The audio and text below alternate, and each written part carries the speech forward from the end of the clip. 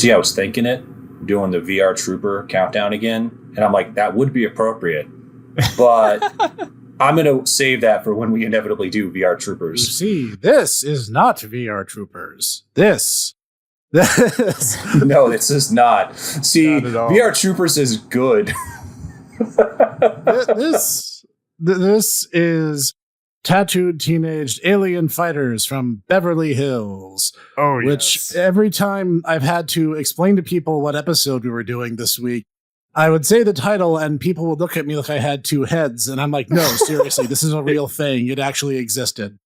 Oh, yeah. Yeah. See, the funny thing is in Team 4-Star's Dragon Ball Z Abridged, when they actually got to the Ginyu Force and they had the joke where it's like, what are we up against? And they're like, ever seen Power Rangers? No. VR Troopers? No. Beetle? Borgs? No. Tattooed teenage alien fighters from Beverly Hills? Oh, yeah. It's like, I actually had to look up and see if that was a real thing. I actually saw this while it was airing on television. So did I. Yeah. I dodged that bullet. Because they did a episode where they did a crossover with Power Rangers, Mighty Morphin Power Rangers, if I recall. Wait, really? Did they? Briefly. Yeah, they did. It was, I actually looked this up because I was like, I swear I saw them on Power Rangers. And they were. In 1994, they did a short cameo on an episode called Villain's Revenge. And in the episode, both kind of helped launch the show in a sense. So they did a sort of little, much like they tried to do with Masked Rider, they did sort of do a crossover. Even though it's Deke and not Saban? All right, Power Ranger nerds, you have been tasked with finding this episode for us and then hanging your heads in eternal shame that your overarching Power Rangers continuity is in canon with tattooed teenage alien fighters from Beverly Hills. Yes, it says it aired in 1994, and the name of the episode was Villain's Revenge. I think the fact that, like, as cool as continuity is, I feel that, like, the increasing hurdles that they had to jump in order to make it make sense. Plus, you inevitably run into the Saint Elsewhere problem. It's just kind of a problem where, as much as I love, like, individual parts, I'm like, guys, really? And I know people, and they will frickin' defend this, and I'm like, guys, really? You're defending Mighty Morphin Power Rangers? But, okay. Actually, speaking of which, have you guys heard that apparently Hasbro is going to be making Power Rangers entirely independently? There's actually going to be a new American tokusatsu wave thanks to this. Toei and Hasbro are apparently going to be parting ways. Without Saban, I thought Saban had a contract with to do Power Rangers. Yeah, because they've been working on the newest Beast Morphers. Yeah, because Super Sentai and Power Rangers are going to be two different things now. So that's going to be kind of weird. And as sad as it is to see, American children not be introduced to the insanity of Super Sentai, on the other hand, I feel that it's ultimately for the best because, well, it's not like Super Sentai isn't available to American children who want it anyway, thanks to, like, Amazon Prime and Netflix and everything. Cough, cough, Shout Factory. Yeah. To say nothing of the fact that a good example of this, Dietaku and I were talking about this before, where you would have a lot of Power Rangers episodes where the live action scenes and the suit scenes just, like, do not mesh. Oh, yeah. And there's no logical thread between them. That is absolutely true. In this show, which I'm going to call Alien Fighters for short going forward, because that title is a mouthful. In Alien Fighters, it's all connected. And it's not a matter of, we'll have the live action bits at the, bookending the episode at the front and end, and we'll have the action sequences right at, like, the third act of the episode. It could be literally anything. There were episodes where they transformed, like, no less than 3 or 4 times. Yeah, actually, that was a thing with the one episode, I forget what it's called. The one where Lechner, the little alien Skeksis Muppet, was in charge, and he just was, like, teleporting all the monsters around, and, like, Nimbar was going slowly crazy because he's like, yeah, guys, yeah, he was right there, like, that's it, Nimbar's gone crazy. I actually really like that episode. But yeah, they transformed like 5 times in that episode. Holy crap, yeah. So for those that don't know what Tattooed Teenage Alien Fighters even is... yes, starting from the beginning might help. It's what dis? It's American '90s Power Rangers. That Yeah, it's if the giant exposition dump at the beginning of every single episode wasn't enough to tell you the plot, evil Emperor Gorganis, and an alien on another planet, is trying to take over the world. We have a weird booger called Nimbar. he's like a amoeba. They compare him to an amoeba several times, so I assume that's what he is. Amoeba. It's like an amoeba mixed with gray matter. Honestly, yeah. And he's sort of our Zordon stand-in. He finds 4 teenagers with attitude. I'm sorry. He finds 4 teenagers from Beverly Hills to transform into his Sentinels, which are all named after the Zodiac for some reason. Zodiac, constellation, and Greek myth. There is no real continuity in how these guys are named. Yeah. And they turn into intergalactic wrestlers. Basically, wrestlers who are very clearly all wearing wigs, by the way, because none of them look like their actual like teenaged counterpart, quote unquote teenage. They were in their 20s when they did this show. And it's like none of them look the same except for Apollo, who has like the same kind of close buzz cut that his human counterpart actually has. Everyone else is very obviously wearing like these really poofy wigs. But yeah, it's basically Power Rangers, but on a lower budget. You know, actually, it's funny that you mentioned that because like some of the effects they used are like cheaper than what Ultraman 66 did. And I know Ultraman 1966 had, honest to God, giants of the practical special effects industry working on it. And so they could do more with less. But it's kind of embarrassing to see it. And it's like it's 30 years into the future. You'd think that things would have progressed a little bit, and yet they didn't, like, at all. Each of the Sentinels gets a weapon, but they never use the weapon for the weapon's intended purpose. Like, all of them just shoot laser blasts. They do, and it's just like not just the laser blast, but they use like the same laser sound effects like just about every time. It's the same like like the most generic laser sound you could ever hear. Yeah, it always, and it was funny to me that Swinton's Galactic Sentinel form, I forget which one he was, is like the biggest of them. Swinton's Apollo, I believe. And he's like the most Apollo. Yeah. So Apollo was like the biggest of them, and he's pretty imposing. He's a pretty built guy, but he's got this tiny little like throwing star, and they're like just having him thrust it, and it shoots lasers. And I'm like, it's really. But at the same time, they give Centaur. They give Centaur the blonde just this huge trident. And the one time one of the others tries to pick it up, Scorpio tries to use it, and it's too heavy for her to use. But she never actually like uses the weight of the weapon. She just uses it as a laser gun. It is really embarrassing. I think that's part of the reason there's so many. We could easily sit here and point out all the little points of like why this show just completely bombed when it came out. Not to mention like when it was airing, like Dietaku just said, the effects. Original Ultraman looks better. Like all the Toku shows we have watched so far, UltraSeven, which was like the 70s, Kamen Rider. 1967, 1968. No, 1968, yeah. And then Kamen Rider Black, which was early 80s. 1986. Or mid 80s, okay. But they all looked way better than this show, which aired in between 94 and 95. And even while around the same time, you had Power Rangers was still going. Beetleborgs had got, you had so many VR Troopers, you had so many of these other shows with like, that just looked way better and just executed everything way better, even though they might be something like VR Troopers where it's 3 completely different shows just mashed together. It's like they tried to do this original thing and it's just, wow. There's just no words. I will be devil's advocate for the evening.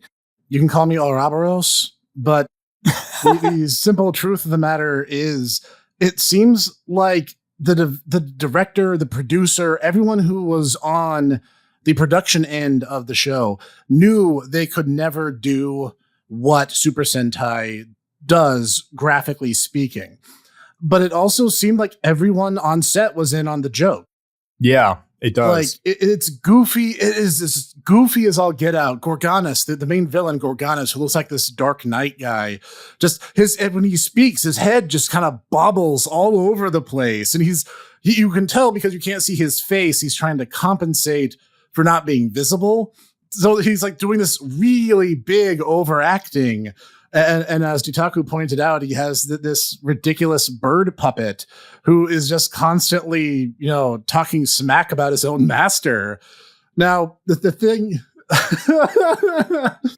Oh, of course, your vileness. Of course. I loved that too. That's something that I have to say, aside from the visual effects and the fact that the suits look terrible, like they look like these weird wrestlers with like funky masks and stuff. The writing was actually like better than I remember. To be perfectly honest, I have to play devil's advocate too. The female stunt actors they got for the actual Galactic Sentinel bits, very, very fine. Very, very fine ladies. I gotta say that. That's an A+ for me. But yeah, you're absolutely right, though. That's just kind of a thing. Have you guys noticed, like, there's a lot of dirty humor in this show? Like, oh yeah, there was a lot of jokes that would not fly under Saban's watch. Yeah, like the part where, I remember that, like in the part where Gordon gets like godlike psychic powers, and they're like, I can have anything I want. It's like, what are you thinking right now? And he just looks at Lori, and just all her clothes just disappear. Yeah. And I'm like, yeah, she's standing there in her underwear. And then like, there's the episode where they get caught in the time loop, and her I'm forgetting her name, the blonde girl. The aunt. Her aunt. The aunt shows up in a swimsuit the entire episode, and she's like letting it all hang out. And I'm just like, never mind, like episode 2. I remember this because you turned to me and you're like, yeah, because she's like, oh, hey, you guys are there. And she leans over. And she's like bending over as far as she can. Yeah. You're right. Yeah, I did notice that. I was like, what the heck is this? How did this get past the censor? It seemed like they were like deliberately seeing what buttons they could push and get away with it.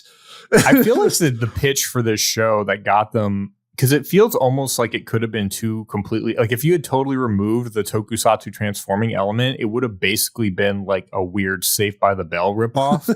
And I feel like the pitch for this was it's Saved by the Bell plus Power Rangers. You're implying that it isn't already a weird Saved by the Bell. I mean, it has elements of that, because they're like, oh no, Swinton has to finish his science project, but the wizard is a Jackie. And then they'll have the episodes where they're like, where they would actually talk about like the characters' relationships. It's like, oh, I really like that girl over there. Like, they'll have like the weird alien girl, and then the two guys are like swooning over her, and she turns out to be a bad guy. And oh yeah, of course, the isolus, like, frozen alien woman turns out to have like a weird, vaguely Eastern European accent. She's really, really hot. It's like, because of course she is. Of course. And then, like, you'll see a lot of like characters who are acting as extras in one episode. There is no continuity for anyone who's watching this. There's you can watch the first episode and the last episode. They do need to come first and last, but everything in between doesn't matter. There's no established continuity in the show.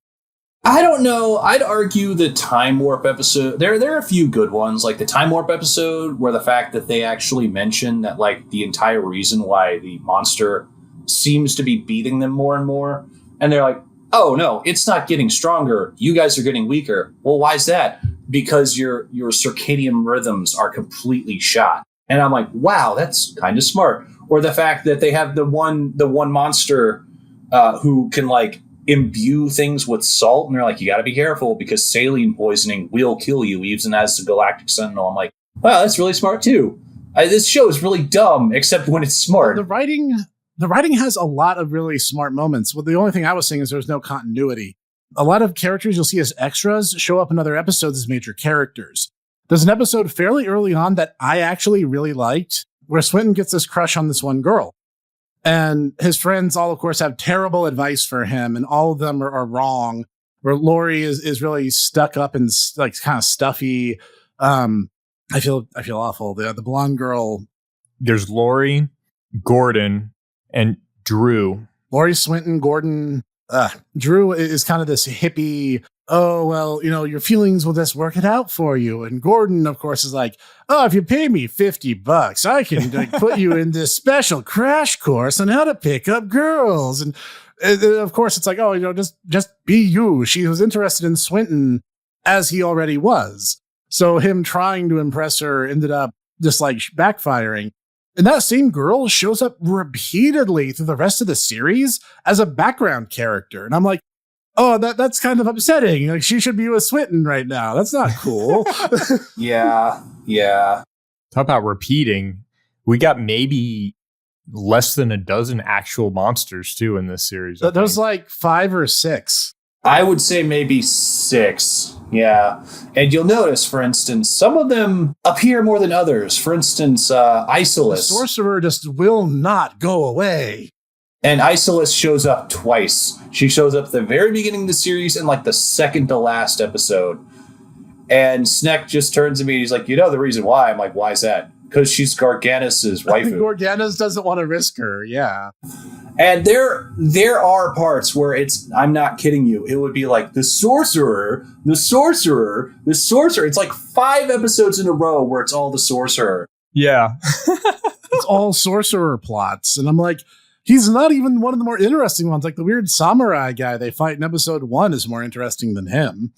He was actually one of my favorite monsters that they had. The fact that they constantly call him Ninja Bot, except he's actually like a samurai looking guy. Samurai, yeah. It's ridiculous. And the thing is, I am wrong on one thing. I do have to correct myself on one point. There is kind of a continuity. In later episodes, they'll see the monster and they'll be like, oh yeah, we fought him before. We kind of know what his gimmick already is. So in terms of like the battles, I guess there's still continuity. Yeah. Let's touch on one of the major plot points. This is established pretty much right out of the gates. Remember, guys, the most important thing for the Sentinels to know is the power of Nitron is finite. That's the thing they mentioned in episode 1. And they use him sometimes multiple times per battle. Yeah. And it's not even a case of like they mention like, oh yeah, like for instance, Ultraman can only be Ultraman, 3 minutes per day. No, they just kind of throw that out there in the first episode. And then they're just like, oh yeah, every single fight, we're going to just... It's finite. And so for those who haven't seen the series, Nitron is their super form. And if 4 Galactic Sentinels bind together, they can call upon Nitron, who looks like a big blue knight with a sword and shield. And he's pretty much the I win button in like 95% of cases. Now, what actually was interesting, and I kind of wish they had developed it a little bit more, is we actually see that Garganus has defeated Galactic Sentinels before. He even talks about it in a few episodes. And we meet one of the other Sentinels from an otherwise defeated team. Oh, right. Rick, and right? He comes to Earth, and you actually see him like, oh yeah, no, I was Orion. Yeah, he went by Rick, and he was the symbol of Orion. And you actually hear him, like you see his flashback, and he's calling out for his teammates. And I think there were like Leo, Draco, and I want to say Lieb. Ursa. Is it Ursa? Okay. Yeah, and so like there's been other teams, and Nimbar has been unsuccessful. And I'm like, they mentioned briefly in Power Rangers that Zordon has had other Power Ranger teams before, but they never really talk about it at any length. That's like the realm of fan fiction. This actually is like, no, there have been other Sentinels and they have failed. And Earth is like literally the only thing that is the main center focus of this nexus of portals. And if Garganus gets it, he by default just wins and no one can stop him ever again. Well, they mentioned that in the first couple episodes, actually, where, Garganus sees that they have new Sentinels. And he's like, it's not a problem. I'll just send this one guy. He'll kill them because pretty much I've never had any problems. And he actually bemoans that in later episodes where they probably are like, oh, we'll get season 2. It's never going to happen, is it? No. It's never going to happen, is it? And so, yeah, I kind of noticed they did pull out the stops there as the season kind of ended. But he does mention that. It's like, why? Why are these Sentinels the ones that are stopping me. I've beaten everyone else. Why these particular 4? So yeah, that is an interesting thing that I thought is to the show's credit, is very kind of invested in this lore. I just wish that we got more of it. Yeah, there's like a lot of untapped potential here. Exactly, yeah. I kind of get the sense in a certain way, at least personally. I don't know how you guys would feel about this. But I feel like Deke kind of saw what was going on with Power Rangers and, the other Saban properties and went, yeah, we want a piece of this. And then realized that creating original, tokusatsu is kind of expensive. There's a reason why Toei will only do so many per year. And they go, okay, we'll do this, but we're going to give you like the bare minimum budget in order to do this, which is... Well, you see, that's why they wouldn't kill the monsters. They couldn't afford to destroy the suits. So I read somewhere, and I wish I could find the source. And if I can find it, I'll post it in the description of the YouTube Mirror. But it's like they couldn't destroy the suits, so they always had to have an excuse for Gorganis to step in and save them. But then I'm like, if you think about it, that makes more sense than letting them get blown up. Like, that means the creator actually kind of has a sense of frugality about themselves and actually will step in and intervene on their creation's behalf if they must.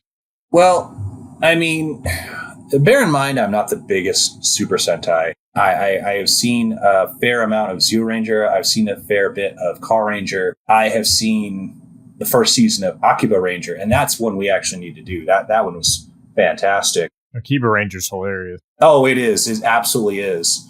And I mean, at least there, it makes sense in the evil organization because it's basically not Toei, and they're a soulless Japanese corporation. And so their department heads getting killed.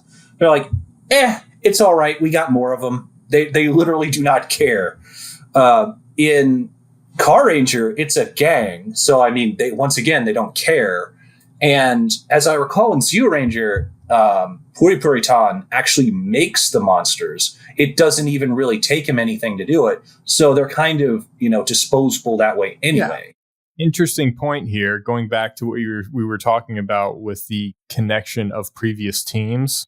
Mm-hmm. I just found this out. I was just looking at this. So the character Rick, who was from the previous squad, it was actually a crossover reference. It was like a loose joke reference to Superhuman Samurai Cyber Squad, because the same actor who played him also played the character Tanker on Superhuman Samurai Cyber Squad, which was the basis for the elements of Superhuman Samurai Cyber Squad was used for SS Gridman, the anime. Yeah, that's where the 4 weapon people came from, isn't that? Who they would actually act as weapons for Gridman. Yep. Yeah.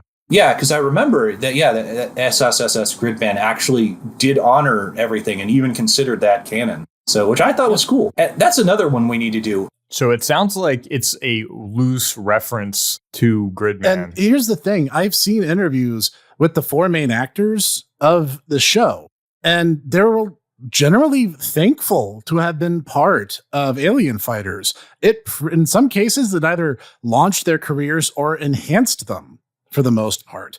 And if you look up his IMDb page, hang on, let me get the name so I don't misquote, because mispronouncing names is one of those things that I do on the Snek channel. Oh, are you talking about Gordon's actor? Not Gordon's actor, Swinton's actor, actually. Rug Williams. He's kind of swag. Rug Williams. Look at him. He has like this really cool mustache now. He looks like an action hero. You would not realize it was the same dude. He's actually been on other stuff. He was on Family Matters and Beverly Hills. He actually had a bit of a career. Not gonna lie, Swinton was kind of Snek in my favorite character, just because he was like, everyone else was kind of wacky, and he's just like really soft-spoken and kind of full of hidden wisdom when he's not being like... Swinton? How do I describe this? Basically what he's like being, the Sears Kmart brand, Steve Urkel. Yeah. He's just kind of a quiet nerd, which I thought is kind of a cool character because he's not being like, "Whoa, no, my science project." He's kind of like that, but I actually really liked, if we're talking favorite characters, I actually think Nimbar is probably my favorite. Nimbar is really freaking sassy. He does not care what you people think. That just the episode. Oh my God. The episode with Gordon. He is. Yeah. The episode with Gordon. There's an episode where he's literally like, it's the exchange student episode again. And Gordon gets like a mission for himself and he gets summoned. He's like, why me? And Nimbar is just like, because replacing one sentinel is easier than replacing 4 if it turns out to be a trap. And it's like, here you go, Gordon. I'm letting you know you're expendable. And he's just like, you know, talking to the team and even makes the comment while they're fighting. He's like, have the good sense to leave Gordon behind if you need to. And I was like, what the hell? Like, he kind of does that to everybody. Like in the episode where they were like trying to sell chocolate and they like were being made hyper competitive.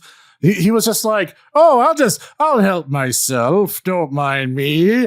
And apparently like chocolate is his favorite food.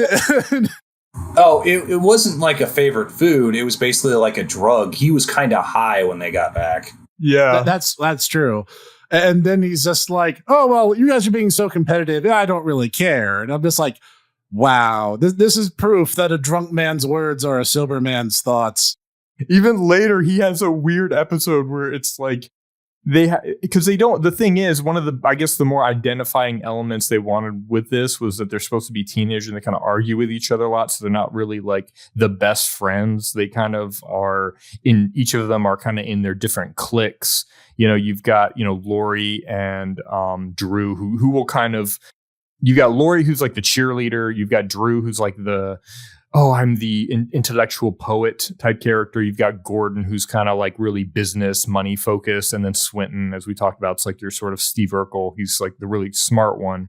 And so they argue a lot. And there's literally an episode where they try to decide like, oh, maybe we should become friends. And then Nimbar is just like, no, don't be friends. That's not why you're sentinels. It's your individuality. And it's just like... Okay, friendship is dumb. You don't need friendship to save the world. Well, which is very antithetical to. I was going to say that's very antithetical. He's absolutely right. It's very antithetical to like Super Sentai and Power Rangers, where it's like, yeah, friendship is the best power. Yeah, and it's kind of in stark contrast, but. You know, it's also on top of the, I think in that regard too, Nimbar was trying to hide their identities, which was like a big recurring thing, actually, now I think about it. Yeah, they actually make a really big deal out of that, unlike, you know, many Power Rangers series. And another thing about Nimbar is we kind of learn a little bit about his species as time goes on.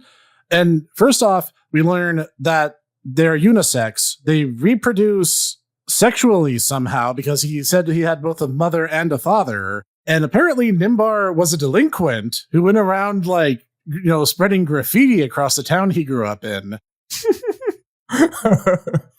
Not only that, they seem to go through multiple puberties and they apparently will like actually they can't swim by themselves for a while. So they have to like hold on to their parents because they apparently live in like some kind of liquid environment. No, you're absolutely right. That was interesting. Can anybody actually tell me anything about Zordon apart from he was like a wizard? He's an ancient alien space wizard. He was basically. I'm sure there's going to be somebody that's going to be like, well, in the comics, blah blah blah blah. Yeah, blah. no one cares.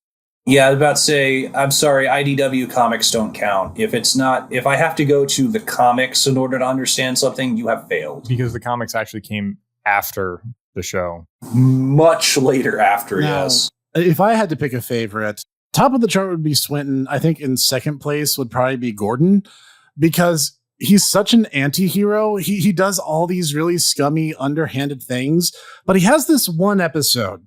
And I think this episode is like one of the must-see. Like if you're going to watch the series, watch at least this episode. He gets Nimbar and everyone else is put out of commission by this like brain drain device that literally sucks the intelligence out of everyone except for Gordon, because Swinton lent him this helmet. He's like, oh yeah, it blocks like radio frequencies, but it doesn't really like do anything, but it's just the right thing to stop him from being affected. So he has to fight by himself. But then he's really smart and really clever. And he has this like introspective moment where he's like, I literally hold all the wisdom of humankind in my hands. But that's why I know I have to give it up. And I'm like, wow, that is like so antithetical to regular Gordon that it actually shows some character depth. And I was actually really impressed by that. Yeah, no, you're absolutely right. He had some funny lines in that episode, if I recall. He had one line where he was like, everyone went stupid. He has something on the lines of he's sitting there and realizes everybody's become stupid. And he was like, everyone's stupid. Was I too stupid to tell? Like, here's the thing. The show is dinged for its cheesy writing, but there's some gems peppered in through this script. There's one, I actually remembered this gag from when I was a kid. I don't know why it stuck with me, but Swinton, while they're trying, it was the foreign exchange student episode, and Swinton tries to hit her with this joke and is like, oh, well, it's kind of complicated. Only smart people would get it. And then it turns out the punchline is E equals MC Hammer. Yeah. And I'm like, oh, yeah, that joke is really complicated there, Swinton. Good buddy. I feel like the most enjoyable parts of the show for me were Gorganis and his like chatting with his little bird. And then the parts where they're actually like, it's the human elements where they're talking to each other and you have those interactions and that like smart writing. I think where the show definitely sort of falls, it's like, oh, okay, here we go, is the weird battles where it's like they're always on this, you can tell it's like they're always on the same sets over and over. It's all the same, just generic lasers. I actually really missed the fact that they didn't have like an identifiable like finishing move for Nitron. I was like, that's really anticlimactic. And like every battle, it's just like boom, and that they didn't have like Nitron super sword or whatever. They had one, and I wish he had done it more. I don't remember what episode it was, but he proceeds to spin his sword around, puts it behind his back, and then proceeds to blast them. And it's like, that is such a, like, I don't even care how stupid this is, I'm still going to beat you type of thing. Like, yeah. Here's the thing. He seems to have more moves than he lets on. And like, he can call his shield and sword to his hand anytime he wants. Like, he gets his shield knocked out of his hand in almost every fight, but like half the time he's just like, haha, nope. And this kid takes it back. Yeah. And then he has this move where he like charges energy through the shield and he can just like gut check people with it. Oh, yeah. Yeah, he does that a few times. Kind of going back to what you were talking about there, Cog. I liked Gorganis as a character, but it must have been like his design. There's this YouTuber, Doomcock, who has a kind of a similar thing where he dresses up in a costume and he's supposed to be a supervillain. And he chats with these like little puppets that he has. The problem being is that he's kind of a one-trick pony. He is very clearly passionate about what he talks about. He talks a lot about Star Wars and Star Trek. The problem being is that, well, he only talks about Star Wars and Star Trek, so it's a lot of Kathleen Kennedy, Alex Kurtzman, Kathleen Kennedy. And so I was just, every single time I saw him and he starts to do his like head bobble and starts to like, gesticulate very heavily with his hands, I was just waiting for him to turn and be like, oh, Lechner, the Galactic Sentinels are awful, but you know who's really awful? Kathleen Kennedy, for what she's done to Star Wars. And I'm like, oh, I can't shake this. I don't know. Maybe because like I explained this to Snek and he's like, I literally don't know who you're talking about, but I don't know. Maybe that's just me. They've got the in-jokes on sort of Toku stuff. You have the episode where like he goes on vacation and it's just like this kind of joke on just the monster of the week formula in the whole episode. And that's the one where, Lechner like takes over and it's almost just about to basically win it all before Gorganis like comes back. Yeah, like Lechner's like he's sending the monsters to like one end of the universe to the other. He's losing control of like the teleport network, and yet somehow he's winning. And then Gorganis is like, oh, well, good thing you kept it together, Lechner. I don't have to disintegrate you now. Now, okay, guys, here's your random piece of trivia. I didn't even realize this watching through the series, but Zsa Zsa Gabor cameos in the episode called The Glitch. She does? That was her? Yes, that was her.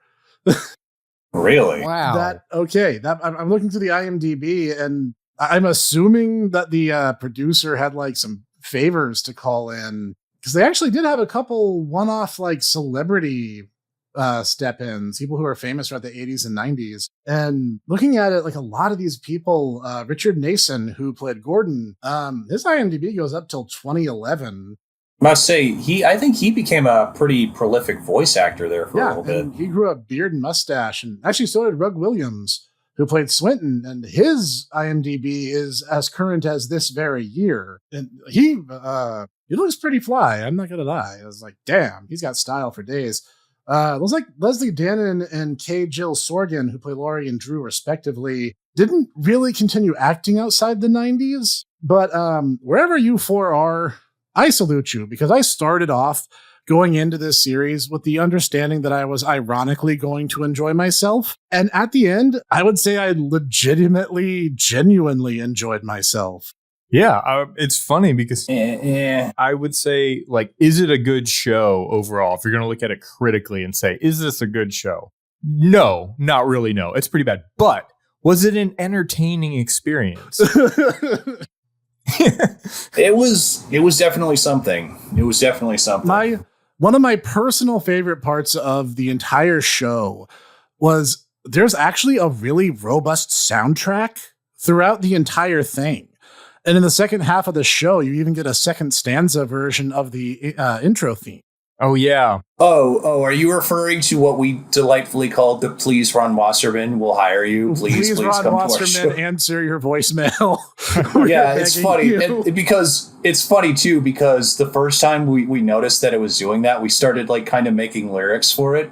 And at the very end of the series of the song, Gorganis just kind of shakes his fist and goes, "No!" And so we're like, "Please, please, we'll hire you. Please, please, please, we're gonna give you some money. Just answer your voicemail." And then it goes, "No!" And it's like, wow, we didn't even plan that. That's pretty great.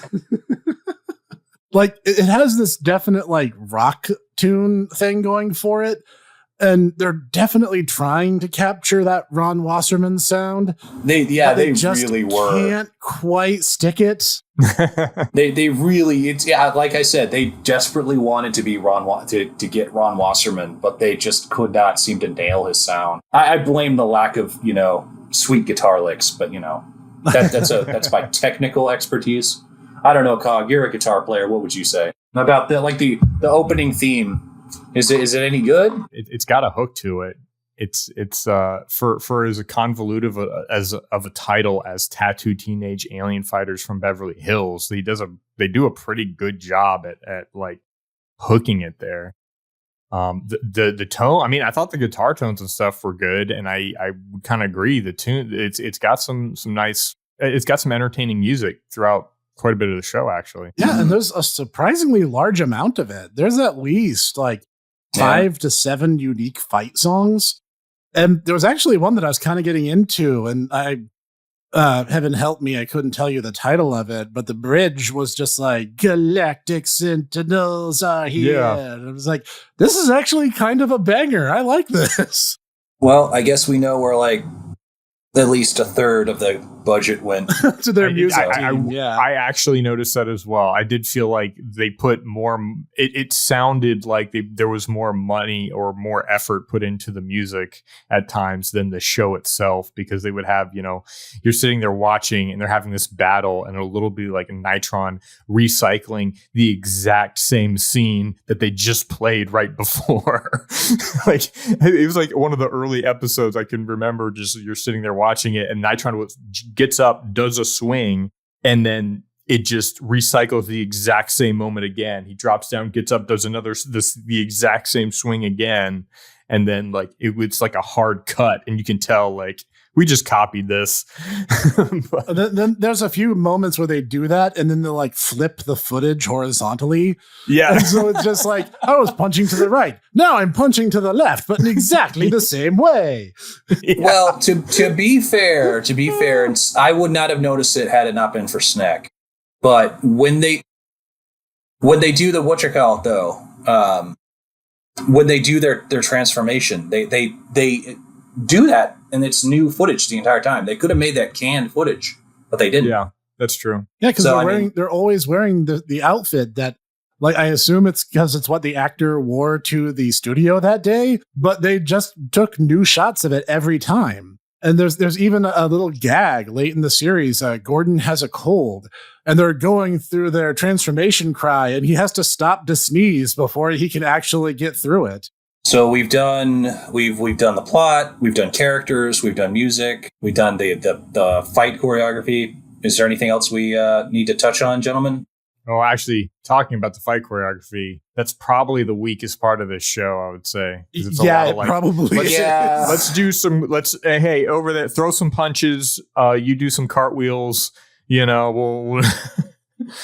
And I mean, the weird dust on everybody threw me off. It's like everybody's like, they get into these fights, and then every time they throw it, there's just like always like dust or chalk or something like flying off of them. Did you not clean the studio or something? But maybe it's their way, because as I have seen some things, and they do kind of mention because of constraints to children's programming of the period, they couldn't really actually, throw any punches or anything. So they had to get creative to get around that. Oh yeah, that's right. It's kind of the reason why.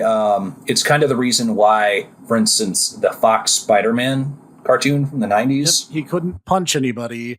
That's right. Nope, so he just kind of shoulder tackles everyone. Tackled people. Yeah, you do kind of have to also put it in its time and place.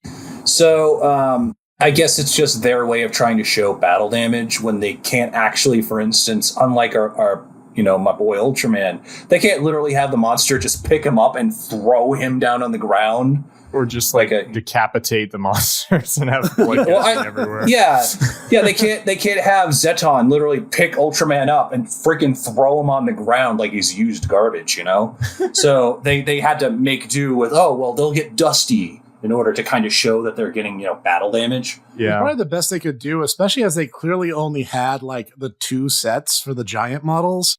Yeah. Like, they had a city, but that's not a cityscape that's like anywhere in California. It looks more like New York.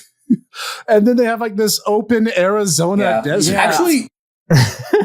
Actually, that was, I want to say in like the last 10 episodes, they had Calabra show up, the Fire's Cobra guy. And I remember I was actually really impressed because they actually had like a model train set, and they used his flame breath, and they actually had the train explode as a practical effect. I mean, it was just like a little firecracker or something. But it was like the first time I'm like, holy crap, this actually is kind of reaching Ultraman 1966 levels. So, yeah. But this is, I would say this is definitely an experience. It is. And I suppose I can't be entirely unfair to it. I seem like I was the least entertained. But at the same time, though, I explained to Snek, I definitely didn't really know what to expect each episode. It's really weird, especially considering how just everything seems to gel together really organically. It just, the way I remember Power Rangers, and they're like, oh no, I have to go to the prom, but I'm fighting the cake monster. And yet they actually very seamlessly is like Galactic Sentinel High School, Galactic Sentinel High School, and so on. It's not as kind of stitched together. And the more you kind of see stuff like this, the more it becomes apparent. Like, I guess, Saban and their his post-production guys must have been like geniuses or something in order to kind of throw the wool over our eyes, at least for me, when I was like 8 and watching Power Rangers. Yeah, and as Cog kind of put it, he's like, when it's just the 4 teens like shooting the breeze, it's actually immensely entertaining. And they actually do a good job. Kind of like at the front end of the series, they're like, no, we're not friends at all. We don't even like each other. By the end, you can kind of tell they're like, yeah, they're basically friends at this point, and they're just being tsundere at this point, I guess. Yeah, and speaking of the end, the show basically stops, and I think we actually end on a Christmas episode. Yeah, we get a Christmas episode. We actually end. The last episode is it's literally it's a Wonderful Life episode, which is not the first time that they do stuff like that. They actually get out of a time loop episode by where Gordon is the one who figures this out, and he's like, "Hey guys, do you ever watch Groundhog Day?" I'm like, yeah, no freaking way. They literally figured that out because they watched the movie Groundhog Day. It's like, you think little kids in the 90s are going to have watched a Bill Murray movie from the mid 80s? I mean, probably not, but it makes it feel like they weren't totally sure what their audience was. It seems like the longer time went on, the braver they got about just like inserting jokes that small children just wouldn't get. And I don't even mean like the dirty stuff. I mean, just some of the writing got a little more sophisticated. You know what I bet it was? I bet it was they're like aiming towards parents. And obviously the fact that they were that are watching it. It's probably like, oh, hey, there's probably parents watching this with their kids, so maybe let's throw in some cammy jokes for the parents. That seems fair. I mean, like the one episode where the entire thing is the two girls are fighting over who's going to be an actress in a soap opera. And it's this really corny Days of Our Life lasts for like thing. Less than a minute. Yeah, it's like, yeah, no kid's going to get that, but I'm sure the parents are probably going to be like, yeah, I get that. And to say nothing, like I said, there's some dirty comedy in this from time to time. It's not saturated in it, but they're definitely like, hey, let's see how far we can push this button until someone calls foul on us.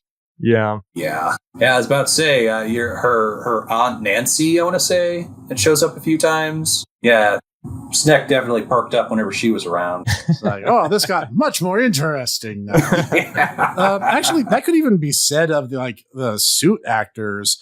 I'm not even going to sugarcoat this. The actresses they have to play Scorpio and Centaur are much fuller figured than their civilian counterparts are. They are fit. They are like really fit. Not gonna lie. There were several points where it's like, yeah, Scorpio does her little like split jumps over the lasers or whatever, and I'm like, yeah, that should have hit her, but I don't care. just keep jumping and doing that. I'm completely okay with this.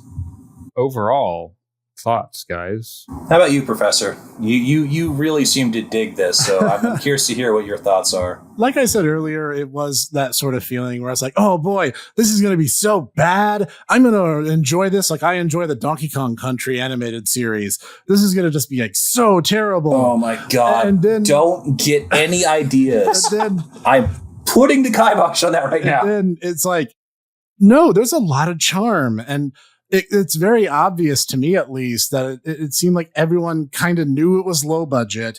Everyone knew they only had like 3 civilian sets to work with and 2 for the action sequences. Everyone knew they only had 10 monsters and they knew they only had 40 episodes. So they were going to have fun with it the entire way to the end.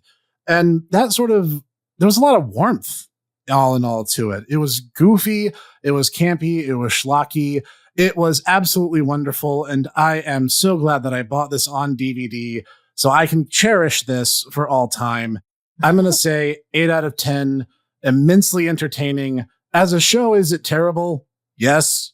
Yes, it is. But I think if you go into it with kind of that open mind of, yeah, it's going to be bad, you're probably going to end up enjoying it despite yourself. Okay. How about you, Cog? I also kind of went in with similar expectations. I was like, I'm going to love this ironically. I already kind of know it, but just being a Toku fan, I was like, I will say there were parts that I absolutely loved, and there's other parts that I was just really were really lackluster. It's interesting because I felt like it worked better as just a human. Like you could have gotten rid of the entire Toku part and had it been like a weird Saved by the Bell type spinoff, and it would have been probably a more successful show. But there are a lot of great writing moments and fun elements to it, and I just wanted more with the combat. Like it's so there's after like 40 some odd episodes, after you get through the first like 25 episodes or so, and like some of the battles get honestly kind of tiresome.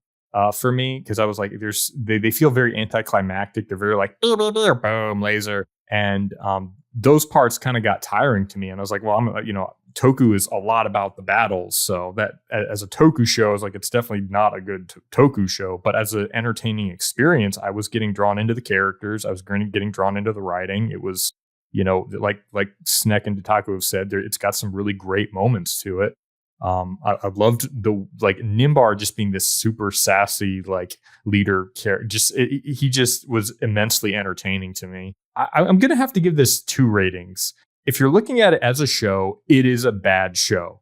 If we're going to be let's put on the monocle and do the critical analysis, I'd say it's like a 3 out of 10. It's pretty bad. But as an entertaining experience, I'm gonna have to go right there with Snek. It was like an 8 out of 10. I actually found myself really enjoying a lot of parts of it, and I think it's not a good show, but it's a fun experience. That seems fair. I guess I'm going to be the Debbie Downer on this one. And actually, I was thinking about that as you were talking, Cog. I'm like, that sounds like a show I've heard, like a weird science fiction Saved by the Bell. You know what it would have been if it didn't have the tokusatsu bits? It would have been Animorphs. Oh my God, it would have been Animorphs. Yeah, it would have been Animorphs. I'm going to have to give this one 5 out of 10. And I'm not saying that out of malice. I'm just saying, here's the thing. As kind of Cog touched on, it's not a very good tokusatsu series. It was trying to cash in on that tokusatsu boom in the early 90s in kids television in the US. And it kind of fails because as weird and as dense as the lore is, they don't really even describe, okay, so are the Galactic Sentinels, big, giant heroes like Ultraman? Or what's going on with that? And they're just it's all right, just go out and fight a monster. That being said, the character actors are really entertaining. So they, as you guys have pushed, they do carry the show, and there is a lot of heart, and it's very organically fun. That being said, though, unless you're really interested in really esoteric tokusatsu, I mean, it's not really going to change your life. So, I mean, unless you're weirdos like us who are into that sort of thing, I mean, this is going to seem really weird, and I don't know if you know the cheesy acting, and there's a lot of 90s kids, am I right, guys? If that's not, and I mean, we all were 90s kids, so we're giving it the benefit of the doubt there, but it's very much a product of its time. And so unless, in my estimation, unless you're either looking at it like that, or you're so I've watched Metal Hero, I've watched all the Ultra Brothers, I watched all the Kamen Rider, what am I gonna watch? And it's well, I guess there's this Tattoo Teenage Alien Fighters thing, I haven't watched that. Then, I mean, that would be one of the few times I'd be yes, you need to watch this. Otherwise, I mean, it's not terrible. I mean, it's not good either, so, So, and it's pretty hinky. Yeah, and I never figured out what hinky means. So I guess that is an appropriate descriptor for this. I was going to say 5 out of 10. It's not offensively bad like I thought it was going to be, but at the same time, it's not going to be oh my God, it changed my life and everything I've ever thought about. But at the same time, though, I'm I was in that sweet spot where it's oh yeah, I remember Mighty Morphin Power Rangers. Yeah, that's why I gave it the 5 out of 10. That's fair. Absolutely fair. So actually, now that we've done that, we only have one series left, and I think Cog. Yes. There is no roulette this time. There's no roulette. Cog, you were complaining about combat. This upcoming series has fan-freaking-tastic combat. Oh, yeah, it does. So, can I spoil it then, gents? Can I just do that? Fire away. Next week, we are going to be doing season 1 of Makai Night Garo, where we're talking about oh wow, they had a woman in her underwear. Well, that's going to seem quaint and kiddie when we start going into next episode because it's real, shall we say? Oh yeah. So yeah, thank you very much, ladies and gents. This episode was a lot of fun, and I'm just going to say, everyone at home, stay hinky. Stay hinky, yeah. Yeah, stay hinky indeed. Oh, and the same old noise, subscribe. If you like our show, we absolutely love the support. Reach out to us, leave some comments. we'd love to, chat with you guys that are listening. And yeah, hit us up and look forward to more. Have a great day, everybody.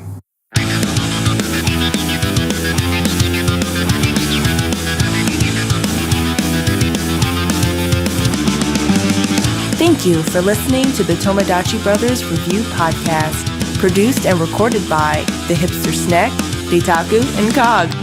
Sound design and editing by executive producer Sean Taylor Brown with Cog Sound Engineering. Music written and performed by Sean Taylor Brown with Costas Vaz of Core Insight Studio on the drums. We hope you enjoyed this episode. See you next time.